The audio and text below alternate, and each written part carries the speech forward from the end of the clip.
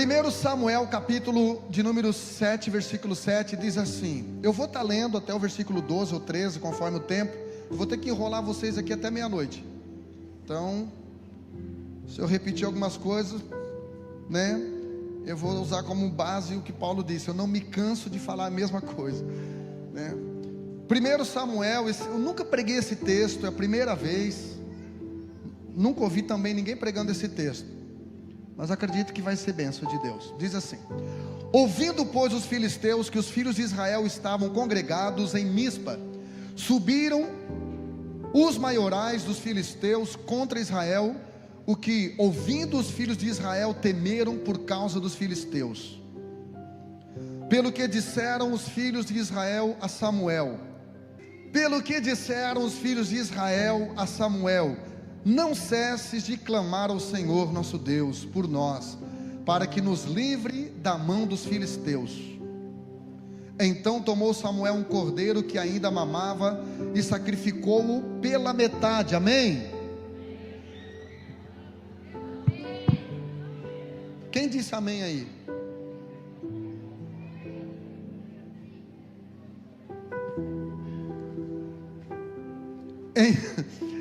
Então tomou Samuel um cordeiro que ainda mamava e sacrificou-o inteiro em holocausto ao Senhor, e clamou Samuel ao Senhor por Israel, e o Senhor lhe deu ouvidos. E sucedeu que, estando Samuel sacrificando o holocausto, os filisteus chegaram à peleja contra Israel, e trovejou o Senhor aquele dia com grande trovoada sobre os filisteus, e os aterrou de tal modo que foram derrotados diante dos filhos de Israel. E os homens de Israel saíram de Mispa e perseguiram os filisteus, e os feriram até abaixo de Betecar. Então tomou Samuel uma pedra e a pôs entre Mispa e Sem, e chamou o seu nome Ebenezer, e disse: até aqui nos ajudou o Senhor. 13. Assim os filisteus foram abatidos e nunca mais vieram aos termos de Israel, porquanto foi a mão do Senhor contra os filisteus todos os dias de Samuel. Versículo 14, para a gente encerrar.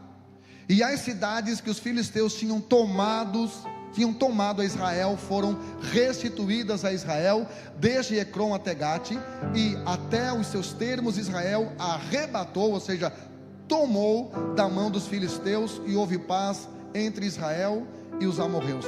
Coloque a sua mão para cá, abençoa a minha vida, por favor.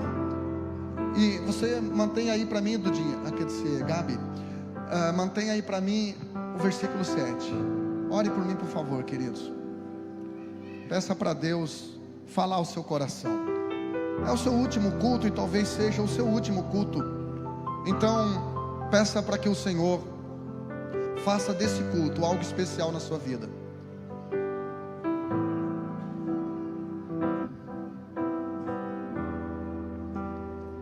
Senhor, eu agradeço pela oração de cada um dos teus filhos. São estas orações, Senhor, que me inspiram, que me motivam, que me ativam. São essas orações, Pai, que fazem com que eu sinta temor e tremor em tua presença. Senhor, o Senhor me conhece. Eu já prego para esta igreja 15 réveillões seguidos, e foi o primeiro ano, Senhor, que eu não preparei nenhuma mensagem.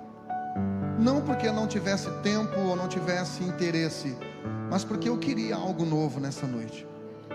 E eu peço que o Senhor fale através da minha boca. Não aquilo que eu quero e não aquilo que os teus filhos esperam, mas aquilo que precisamos, Pai. Ministra aos nossos corações. Eu não sei absolutamente nada para que direção o Senhor levará a mensagem. Eu quero te fazer um pedido de coração, por favor. Atrapalhe, Senhor. Atrapalhe aquilo que eu estava projetando. Sim, Senhor, que o Senhor venha falar diretamente ao coração dos teus filhos, como um clínico geral, que o remédio seja assertivo para todo tipo de doença, em nome de Jesus, amém? Irmãos, eu ia pregar só o versículo 12, que fala: até aqui nos ajudou o Senhor, mas eu estava dando uma olhadinha antes do culto nesse contexto, e eu achei muito interessante, porque esse texto começa falando que, ouvindo os filisteus que Israel estavam congregados, que os filhos de Israel estavam congregados. Olha aqui para mim. Primeira coisa que eu quero que você entenda, irmão, que o teu inimigo, ele ouve falar de você, ele ouve falar sobre você, e talvez por isso o teu inimigo dá mais crédito a você do que você mesmo. Talvez com base no que as pessoas falam sobre você, o teu inimigo, ele te vê de uma forma que nem você se vê. Talvez você, quando se olha, não se vê como uma ameaça a ninguém, às trevas, ao diabo, mas você é uma ameaça. Você é uma ameaça não por aquilo que você é e nem por aquilo que você faz. Você é uma ameaça por aquilo que você tem. Há algo em você, e não só há algo em você, mas há alguém em você. Amém? E quanto mais você tem deste alguém, você consegue ser você na sua melhor configuração dele, desse alguém. Então os filisteus, eles ouviram falar sobre o sucesso, sobre a conquista do povo de Deus, e isto incomodou o inimigo, e isto incomodou. Então, primeira coisa, irmão, se o diabo está te perseguindo, e eu espero que esteja, porque o diabo só não persegue quem é dele, eu espero que ele esteja te perseguindo, e se ele não está, faça assim com a mão que eu vou profetizar para você: ele estará te perseguindo daqui para frente. Amém? Porque você é filho de Deus. Lucas capítulo 4 diz que quando Satanás acabou toda a tentação, se afastou de Jesus por um pouco de tempo, e depois voltou de novo. Então Deus, como Senhor até do diabo, talvez você não saiba, mas até o diabo é o diabo de Deus. Amém? Então Deus não tem problema com o diabo no homem, Deus tem problema com o diabo do homem. Porque o diabo no homem, Deus expulsa. Agora o diabo do homem expulsa Deus da vida dele. Então até o diabo é o pitbull de Deus, que Deus usa para lidar com crente Nutella, para levar o crente Nutella para a oração, para o jejum, para buscar ajuda, para vir para a igreja. Entenda, irmão? Deus sabe que a mola propulsora de alguns crentes é dificuldade, problema, tribulação, angústia. Tem crente que não sabe ser crente sem problemas. Então o inimigo aqui, ele ouviu falar acerca do povo de Deus, que o povo de Deus estava fazendo o que, gente? Congregando. O povo de Deus congrega. A palavra igreja é eclésias no grego, que quer dizer retirados, plural, para fora. Então eu não sou a igreja, nem você é a igreja, nós somos a igreja. A igreja é um exército de fracos, que uns juntos se tornam fortes. A igreja é uma junção de ruins, que juntos se tornam menos ruins. Então às vezes eu falo para alguns irmãos: irmão, se não quer congregar aqui, procure uma igreja menos pior e congrega, irmão. Procure um pastor menos pior e congrega. Porque a Bíblia diz em Hebreus que nós não devemos cessar de congregar. Por quê? Porque Deus escolheu ser amado no outro. Deus escolheu o coletivo. É por isso que todas as vezes que Deus fala de eleição, está sempre no plural. Efésios 1:4, e Deus nos elegeu nele. Efésios 1:5, que nos predestinou. De novo, plural. Então, quando o inimigo soube, os filisteus souberam que o povo de Deus estava unido, se preocupou. Olha aqui, irmão, uma família desunida, um casal desunido, uma igreja desunida, uma empresa desunida, não ameaça o reino das trevas. Por quê? Porque o diabo sabe, alguns crentes esqueceram, mas o diabo sabe que todo reino, toda casa, toda empresa, toda igreja dividida contra si mesmo não subsiste. Então há um poder na unidade. O Espírito Santo só desceu em Atos porque a Bíblia começa dizendo no versículo 2, no versículo 1 do capítulo 2: e cumprindo-se o dia de Pentecostes, estavam todos reunidos no mesmo lugar. Pergunta para o irmão do lado: você está aqui mesmo, irmão? Não, chacoalha. Ele diz: você tem certeza que você está aqui? Ou você já está lá rodeando o carrinho do picolé, dizendo: quero uma paleta de morango com... Olha aqui para mim. Ouvindo, pois, os filisteus que os filhos de Israel estavam congregados em Mispa, subiram os maiorais. Olha só, eles não mandaram qualquer um, eles não mandaram um soldadinho capenga. Querido, olha aqui para mim, até o reino das trevas é organizado. É por isso que em Daniel capítulo 10, Daniel estava orando, e de repente veio um anjo e falou com ele. Desde o primeiro dia, Daniel, Deus já tinha te ouvido, mas o príncipe da Pérsia, o que é Pérsia, pastor? Era o império da época, irmão. Por isso a Bíblia diz que ele nos resgatou do império das trevas e nos transportou para o reino da luz. Então olha só, querido, até o reino de Satanás é organizado, irmão.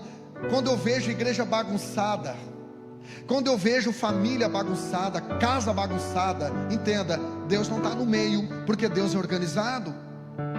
Deus é organizado.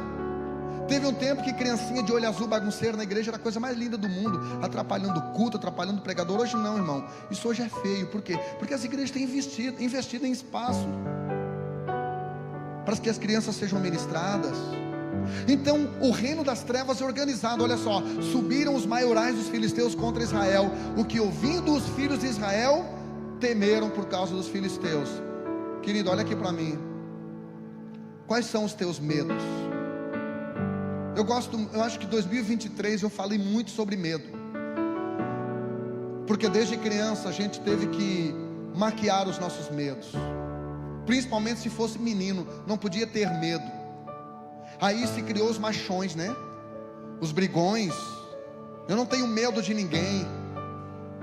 Eu sou corajoso. Não, isso não era coragem, era inconsequência. Isso era imprudência. Isso era covardia. Então, irmão, nós temos todo o direito de sentir medo. Aliás, são os nossos medos que nos fazem buscar algo que é mais forte do que nós. Quais são os teus medos?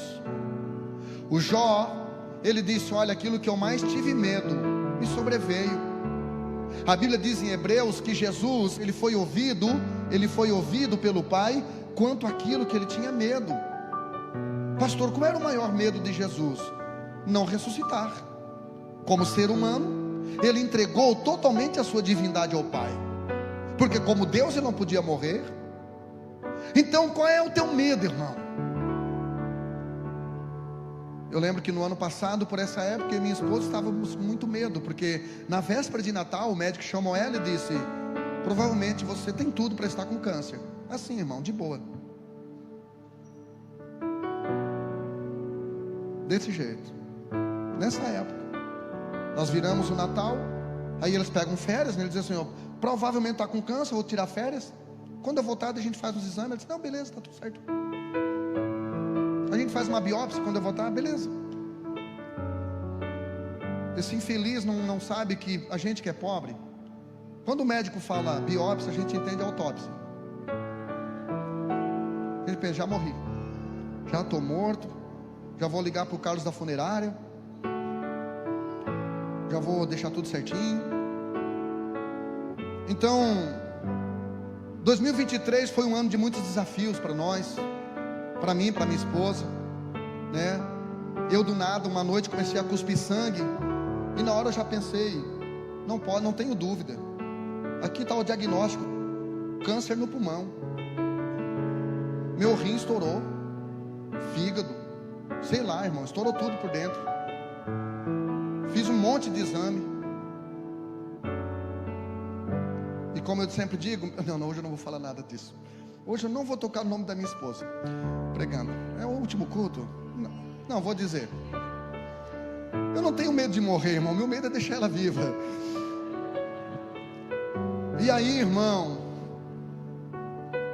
muitos medos, né, ameaçam o coração da gente.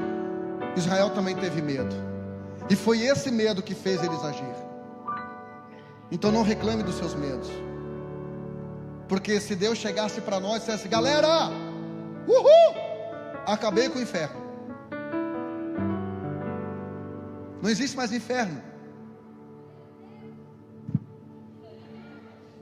Então é o seguinte: ou vocês vão para o céu, ou vão sumir. Você sabe o que vai acontecer com a igreja, né? Vai esvaziar. Porque a maioria de nós está aqui, irmão, não é por tanta paixão assim pelo céu. Deveria ser, mas não é.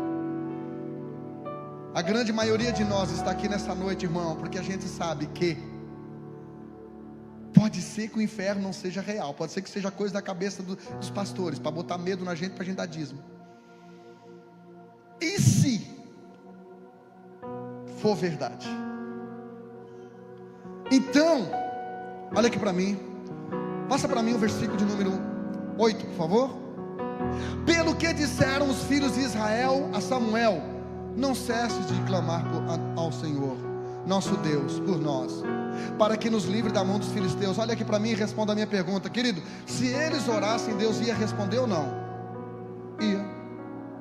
Porque a Bíblia diz que a oração de um justo pode muitos seus efeitos. Não é a oração de um pastor, não é a oração de um profeta, não é a oração de um evangelista, nem de um apóstolo, não é a oração de uma pessoa que nunca peca. É a oração de alguém que tem consciência de que foi justificado e lavado pelo sangue de Jesus. Mas a Bíblia diz que eles foram ao profeta Samuel. Por quê? Porque eles sabiam que Samuel tinha crédito com Deus. Eles sabiam que Samuel tinha crédito com Deus.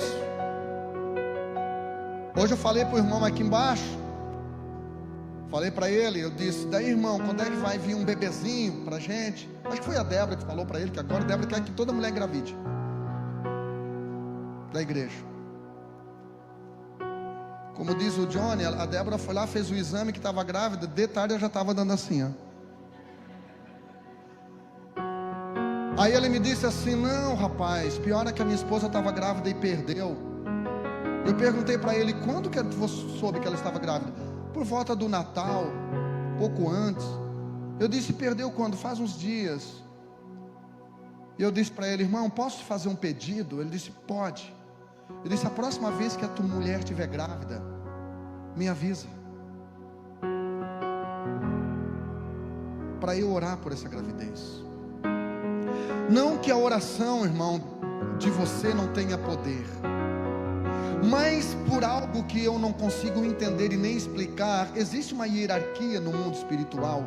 Se a Bíblia diz que foram os maiorais que pelejaram contra os filisteus, irmão, era guerra de maioral, irmão. Voltando para Daniel capítulo 10, Daniel não repreendeu, Daniel não fez um descarrego, Daniel, ele não decretou que os demônios, como é que se fala, territoriais, não, Daniel, ó, calou a boca, porque contra o principado Daniel não tinha poder. A Bíblia diz que teve que vir quem?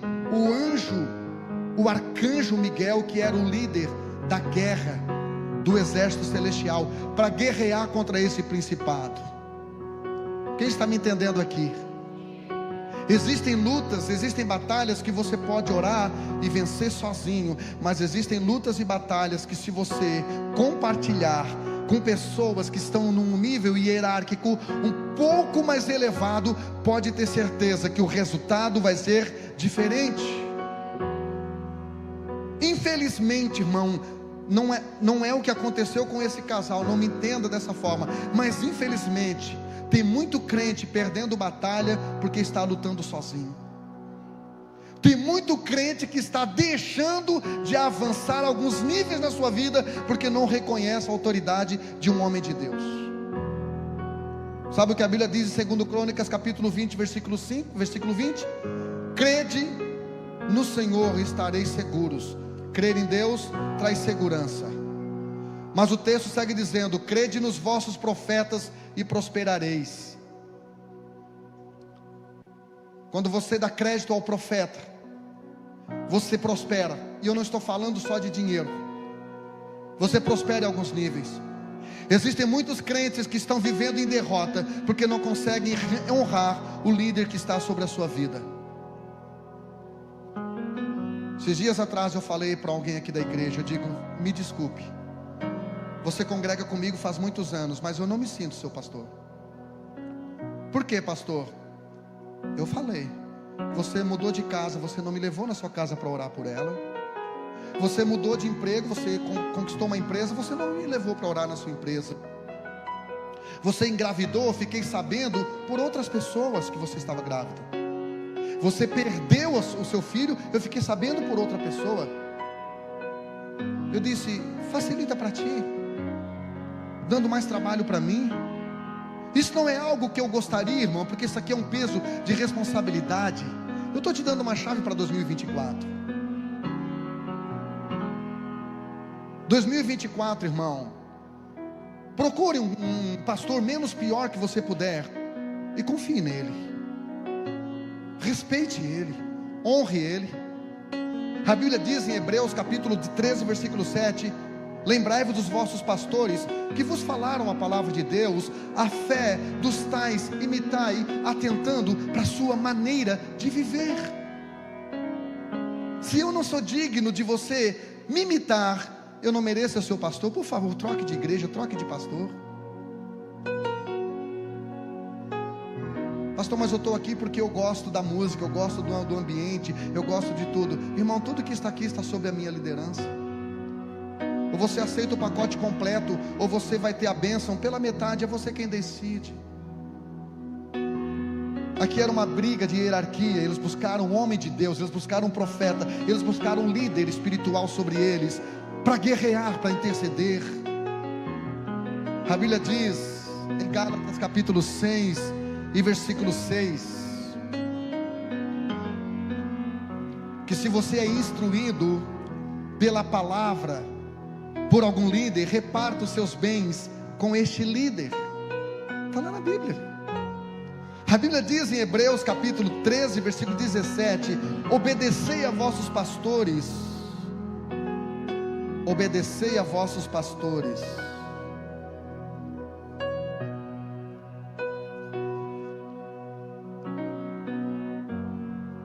Em 2024, existem algumas coisas esperando você. 2024 existem algumas bênçãos esperando você. 2024 existem algumas vitórias esperando você. 2024 existem algumas guerras esperando você. Existem algumas batalhas esperando você. Não lute sozinho. Entenda que a igreja não é um lugar para você pertencer ou frequentar, é uma família para você pertencer. A igreja é um lugar onde existem pessoas que você não sabe o nome, mas que estão orando pela madrugada pela sua vida. A igreja é um lugar em que, enquanto você está dormindo, existem pessoas que estão pagando um preço de joelhos pela sua vida. Pelo menos nesta igreja existe. Enquanto você está de barriga cheia, existem pessoas que estão jejuando, que estão abdicando da sua alimentação. Por quê? Porque não descansam enquanto não ver a prosperidade chegando sobre a sua vida, a bênção chegando sobre a sua vida. Já falei, eu tenho feito jejum e oração pelo crescimento financeiro de todos vocês. Receba aí, irmão. Por isso que semana retrasada alguém me procurou, disse: pastor, eu já contei o testemunho, vou contar de novo. Alguém me procurou, disse: pastor, eu sabendo que o senhor ora, jejua pelo crescimento financeiro, eu coloquei diante de Deus a faculdade de medicina do meu filho. E eu fiz um voto de que se ele receber 50% de desconto da faculdade de medicina, porque está pesado, eu iria dar uma prestação do terreno de 10 mil reais. E nós lutamos durante 6 meses. E agora veio a resposta, e nós não recebemos 50% de desconto, nós recebemos até 2028 100% de desconto. E eu vou dar 2 prestações do terreno para a igreja, vou dar 20 mil reais para a igreja.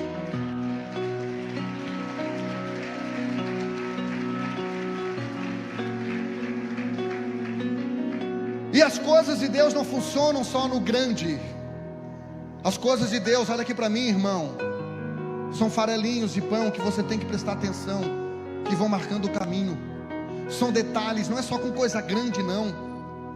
Deixa eu contar o sonho que eu tive do meu apartamento. Eu sonhei que eu cheguei para o Luciano e disse: Luciano, eu quero comprar um apartamento.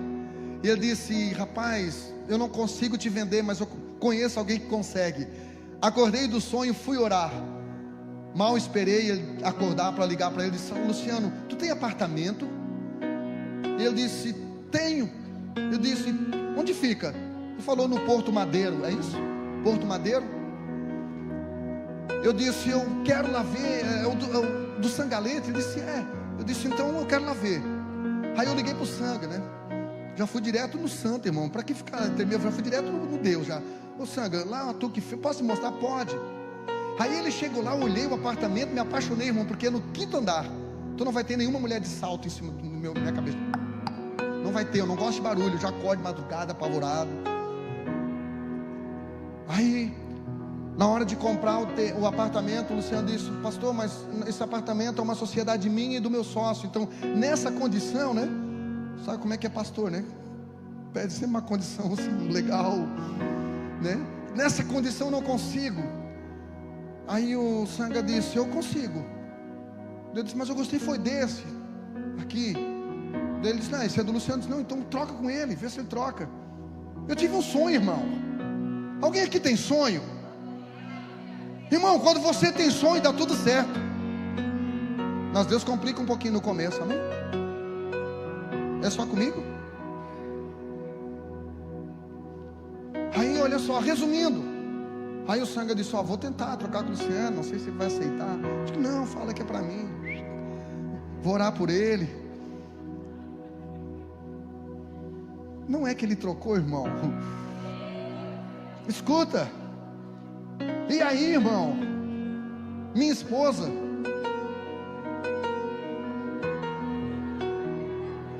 não quis morar no apartamento, irmão. Então para que Deus me deu sonho de apartamento e deu tudo certinho? Me apaixonei. Foi amor à primeira vista. Fiquei imaginando você lá embaixo, tlim, tlom, e eu olhando pela câmera e dizendo: não estou. Hoje eu não estou.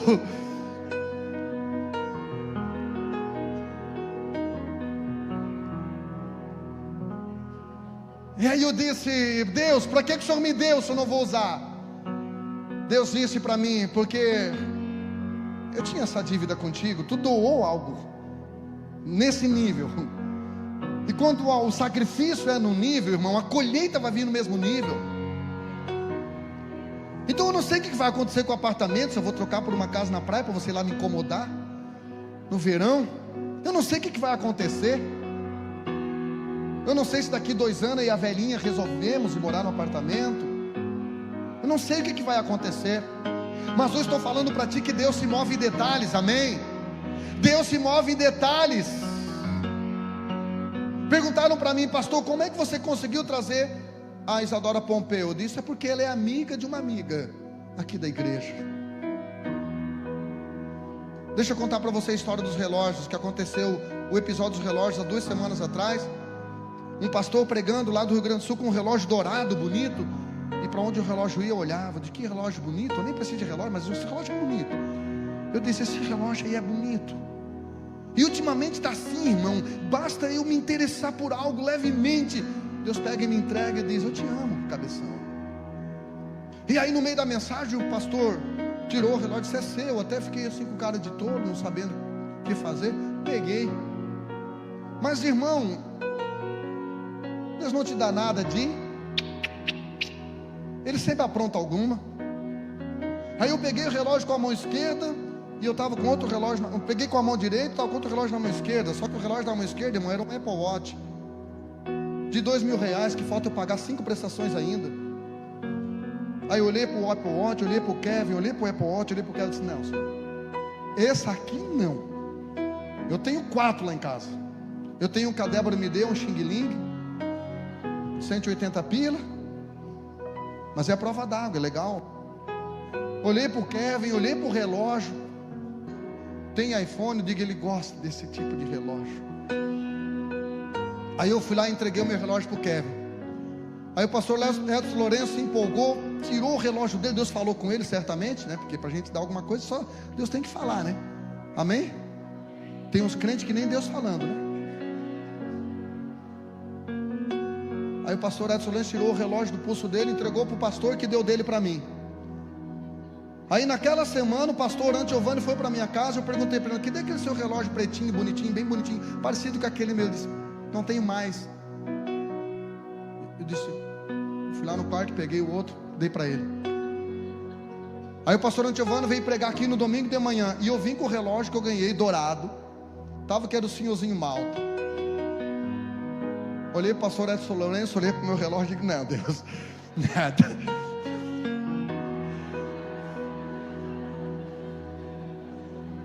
Deus disse: vai lá e entrega o relógio para ele.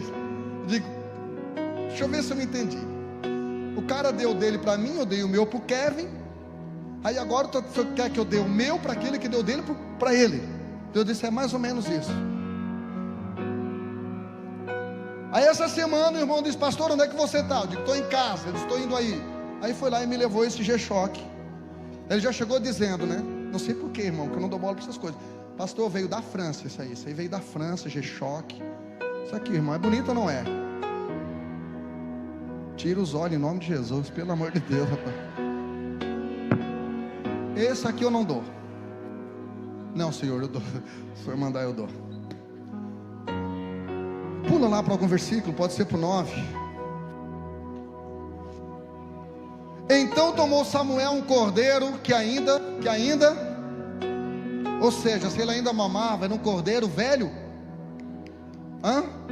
Por que era um cordeiro novo? Porque Deus, Ele não coloca vinho novo em odre velho. Quem aqui quer vinho novo de Deus? Quem aqui quer remendo novo de Deus? Então comece a oferecer para Deus uma adoração nova. Resolva entrar em 2024 com um propósito novo. A Bíblia diz que Deus liberou sobre Davi óleo fresco. Óleo fresco fala de óleo novo.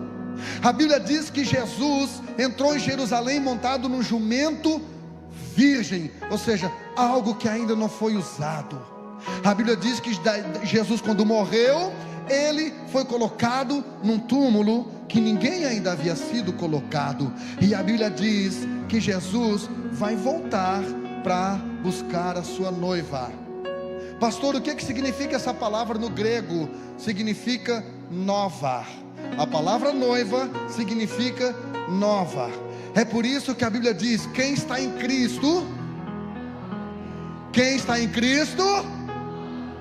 por isso que é esse tipo de gente que Jesus está voltando para buscar. 1 Samuel capítulo 1 Tessalonicenses capítulo 4 versículos 15 e 16 diz que o mesmo Senhor descerá dos céus com alarido, voz de arcanjo e com trombeta de Deus em suas mãos, e aqueles que morreram em Cristo ressuscitarão primeiro, depois nós, diga assim, é nós, mano.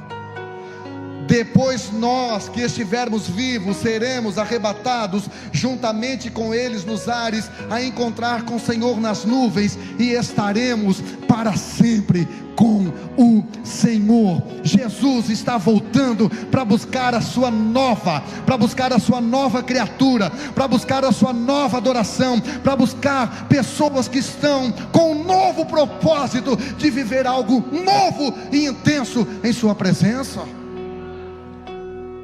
Então, irmão, pelo amor de Deus, irmão, 2024, que até os seus pecados sejam novos.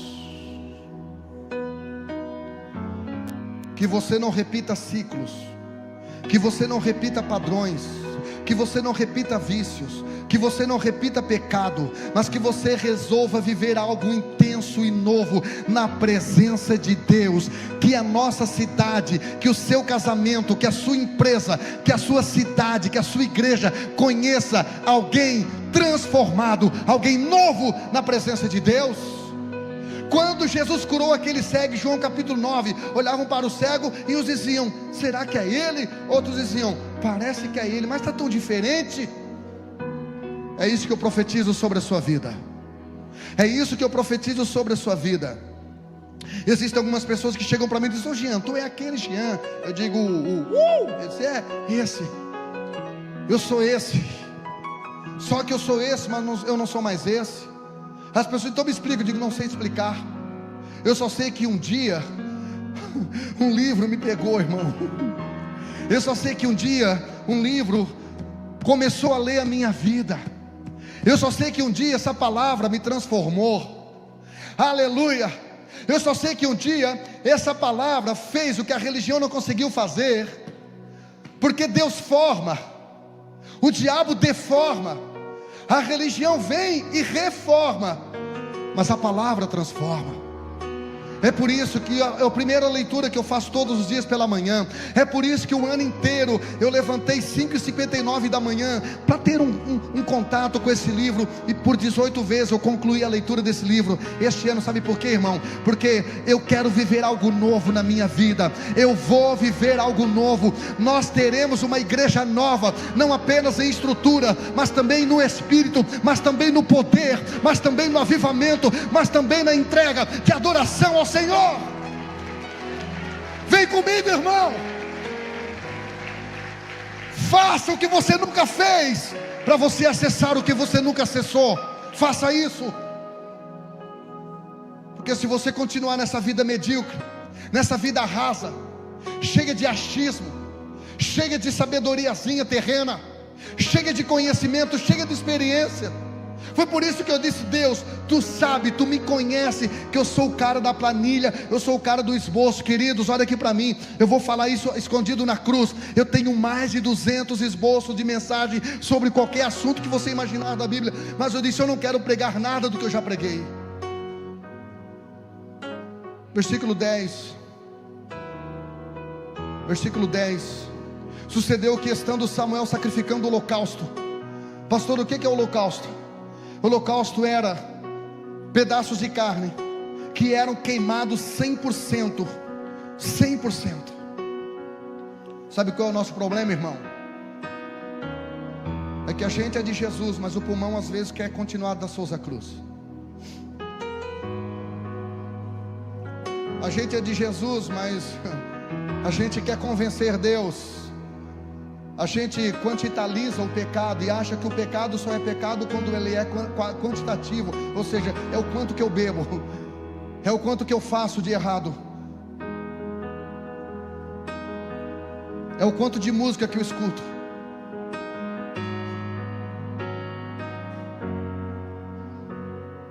Segundo Crônicas capítulo 25 versículo 2, a Bíblia fala de um rei chamado Amazias. E a Bíblia diz que Amazias fez o que era reto aos olhos de Deus, mas não com o coração inteiro. Olha aqui para mim, deixa o Espírito Santo ministrar o seu coração. O diabo aceita você pela metade. O diabo aceita você por uma noite de programa. Qualquer amante aceita. Mas o esposo, a esposa quer você 100%. Deus quer você 100%, irmão. E quando você entender isso, você vai renunciar até aquilo que não é pecado. Você vai parar de ficar cismando em coisas e você vai se entregar totalmente a Ele. Totalmente a Ele. Você vai parar de ser um quase crente, vai parar de ser um quase dizimista. Você vai parar de ser quase santo. E você vai se entregar 100% a Ele. Porque Deus não aceita nada além de tudo, porque Ele não nos dá nada pela metade. A Bíblia diz que Deus não nos dá o Espírito dEle por medida. Tudo que Deus faz, Ele faz totalmente. Por isso que Paulo pôde escrever em 1 Coríntios capítulo 15, ou melhor, Romanos capítulo 8 versículo de número 37. Mas em todas essas coisas somos mais que vencedores. Que tipo de vitória você quer para 2024? Que tipo de intimidade com Deus você quer para 2024? Que nível de promessa você quer acessar em 2024? Versículo 11, por favor.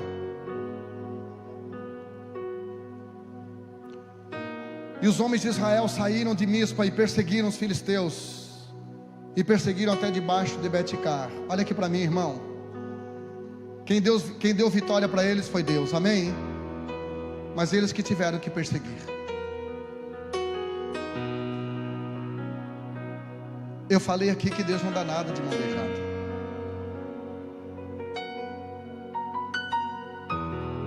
Eles tiveram que perseguir os seus inimigos. É você que vai ter que fazer a sua faculdade. É você que vai ter que entrar na academia. É você que vai ter que começar a orar mais. Ah, pastor, mas só se você soubesse com quem que eu sou casado. Se você soubesse como é que são os meus filhos. Se você soubesse o local que eu trabalho. Olha aqui, irmão. Se você é casado com pessoa ruim, se você trabalha em um lugar ruim, se você só lida com gente ruim, se você só tem filho ruim, e nem isso te faz orar, nem isso te faz ser intenso, o que vai te fazer?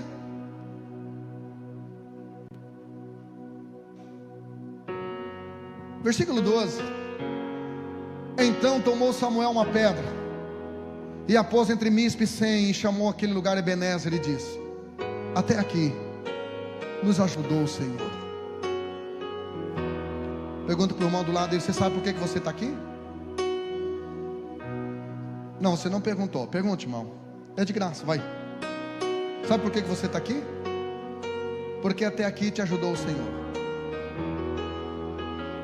Olha aqui para mim. O Senhor te ajudou te dando algumas coisas. O Senhor te ajudou tirando algumas coisas. O Senhor te ajudou te dando muita saúde. O Senhor te ajudou te deixando doente, porque isso fez você entender quem você é. O Senhor te ajudou, irmão, te dando solução de coisas que você achava que era insolúveis. E Deus te trouxe problemas grandes para você resolver. O Senhor te ajudou, te levando para níveis superiores. O Senhor te ajudou, te colocando em níveis inferiores, te colocando dentro do poço, porque dentro do poço só tem um lugar para onde você consegue olhar. O Senhor te ajudou, irmão. O Senhor te ajudou. É porque Deus não é exibido, mas Ele poderia botar na tela agora aqui, ó, os livramentos que Ele te deu. Deus não é exibido. Ele poderia mostrar aqui você dormindo e o anjo da morte rodeando a tua cama, e Ele dizendo: cai fora, ainda não. Ele poderia ter mostrado a Covid se aproximando de ti, dizendo e gente muito mais nova que você, muito mais forte e até mais bonito, mais rico, que não aguentou, irmão, morreu. E você está aí, gordinho, corado, bonito. Pegou? Visão? Até aqui nos ajudou o Senhor. Tudo que o Senhor fez, e tudo que Ele não fez, tudo que Ele deu, e tudo que Ele não deu, tudo que Ele deu e tudo que Ele tomou. Como disse Jó: Deus me deu, Deus tomou.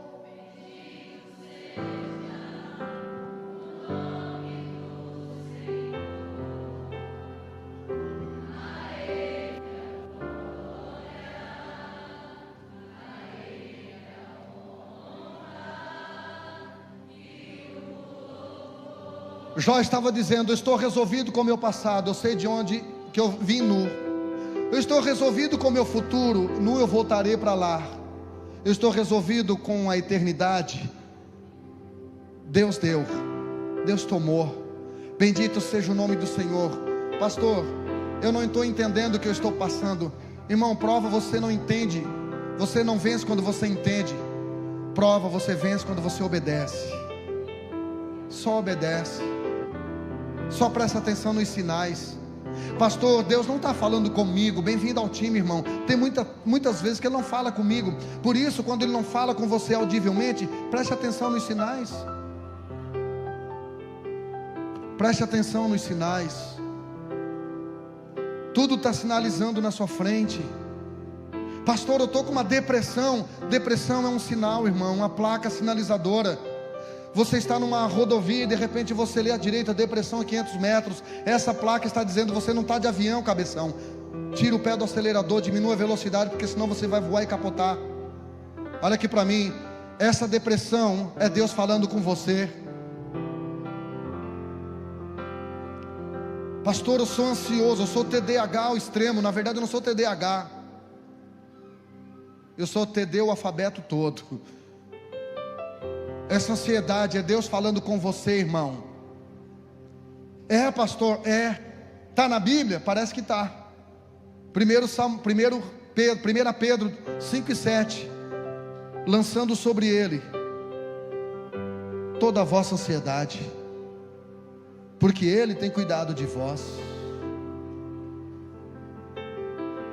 Eu amanheci cuspindo sangue e já morri de câncer em alguma parte do corpo. O médico, irmão, ficou com tanta compaixão que ele foi lá em casa orar por mim, o médico. A Mar chegou em casa, ele estava com a mão na minha garganta, orando. Eu, pastor vulnerável, orando. A mulher entrou, olhou para o médico, olhou para mim e disse: está morto mesmo. Se o médico, ela só está dando a extrema unção.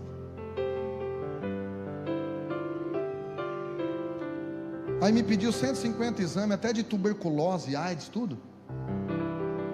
Para olhar para minha cara e dizer: não, foi só uma escoriação na garganta. Certo, tu canta, muito drive.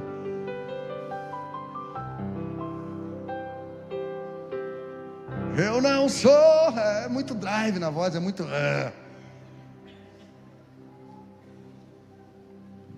Então, irmão, diga para alguém do lado: Ebenezer, até aqui o Senhor tem ajudado você. Para de reclamar, irmão. Vai rachar uma lenha. Para de se comparar com os outros. Irmão, tem gente que eu atendo e ele fica: pastor, eu fui alguém que já teve muito dinheiro. Já foi, irmão, não é mais. Viva a sua realidade hoje e continue orando. Seja fiel a Deus, seja dizimista, administre melhor o que você tem. Desencana, irmão. 2024 você vai ter os 365 dias, 12 meses, tudo igual a todo mundo. Se você chegou até onde você chegou, é porque Deus vai te levar para onde você ainda não chegou. É profundo isso, não é? Só que para Ele te levar para onde você ainda não chegou, Ele vai preparar você de uma forma que você ainda não foi preparado. Então, irmão, irmã, como diz a Simone, dá uma seguradinha. Experimenta só uma aliviadinha assim, baixa um pouquinho. Você está vivendo algo que não é mais a sua realidade. Vive esse hoje de Deus e resolva viver algo extraordinário com aquilo que Deus vai te surpreender. Você está sofrendo porque você quer estar no controle de tudo, irmão. Você sofreu em 2023, olha aqui para mim, porque você quer estar no controle de tudo. Olha só, você até consegue controlar o seu marido, sua chata, mas o seu Deus você não consegue. Ele vai te botar num cabresto, Ele vai te moldar, Ele vai fazer o que tem que ser feito na sua vida. E não adianta nem torcer o biquinho. Isso funciona com seu marido, que você diz: 3 dias não me procura. Deus não está nem aí para isso. O que Deus quer é preparar você para a vitória. Coloca o versículo 14 para eu encerrar, por favor. Faltam quantos minutos aí? 3 minutos?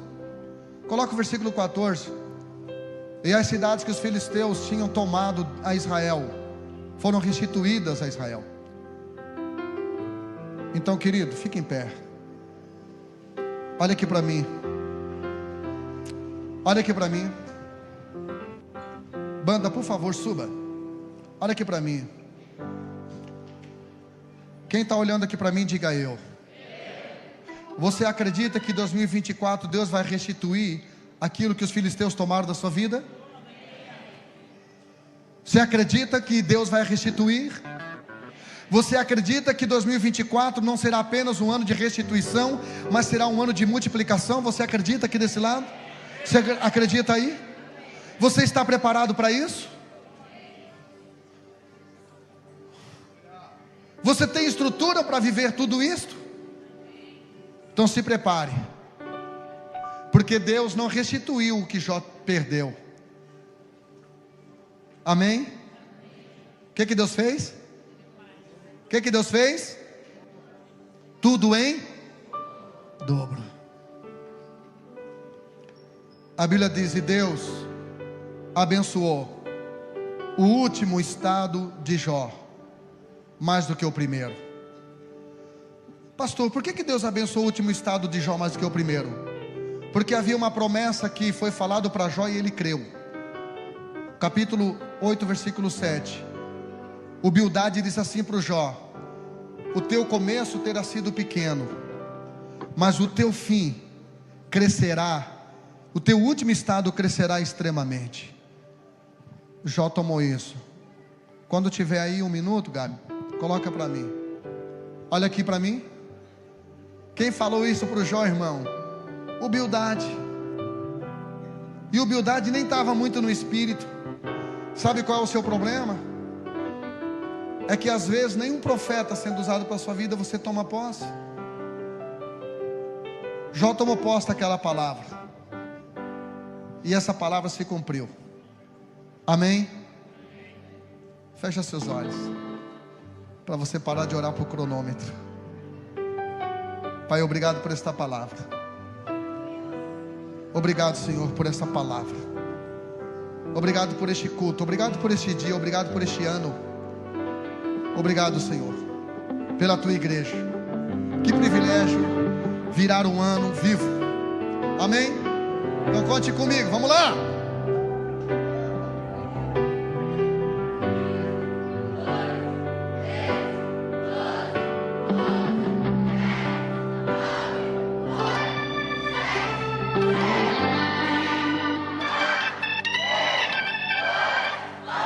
Tira o pé do chão e adora.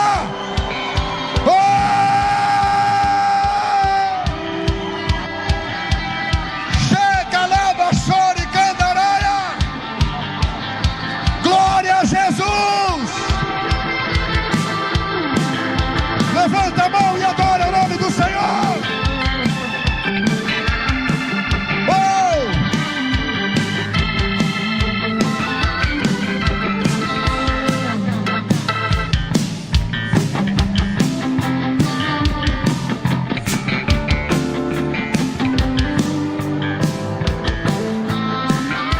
Abraça alguém do seu lado aí, cante, irmão.